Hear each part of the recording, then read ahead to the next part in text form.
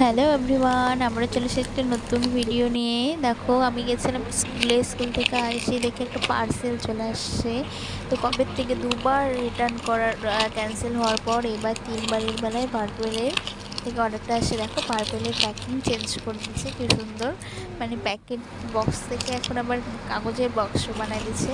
তো যাই হোক, এই যে আমি হচ্ছে পার্পেল থেকে কিছু ক্রিম অর্ডার করছিলাম ডেলিভারের ডট এন কি প্রোডাক্ট। জানি না কীরকম হবে, তাও হচ্ছে অর্ডার করে দেখতেছি ফার্স্ট টাইম। এটা হচ্ছে পিম্পলের জন্য, আমার খুব পিম্পল উঠে গেছে মাঝখানে, তো এর জন্য একটা অর্ডার করলাম।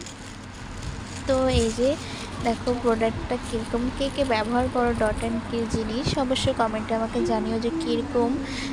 আমি তো জানি না, দেখবো কীরকম আমার শ্যুট করে কিনা। আমার খুবই সেন্সিটিভ স্কিন, তাই জন্য একটু ভয় লাগে কোনো কিছু ব্যবহার করার আগে। তাও একবার সাহস করে দেখলাম, মানে নেওয়ার চেষ্টা করলাম। তো এই অর্ডারটা চলে আসে আজকে দুপুরবেলা।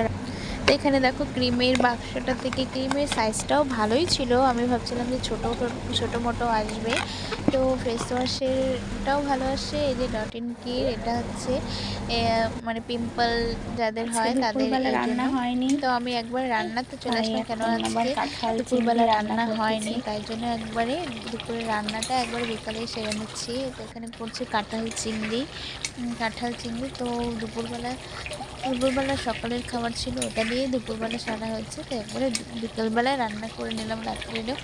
তো ওর সাথে সাথে একটু ঘুগনিও বানিয়ে নিলাম টিফিনে এর জন্য। তো ঘুগনি সব রেডি হয়ে গেছে, তো আমার এখানে ঘুগনিটাও কমপ্লিট করে নিলাম। কারা কারা কাঁঠাল চিংড়ি খেতে ভালোবাসো জানিও।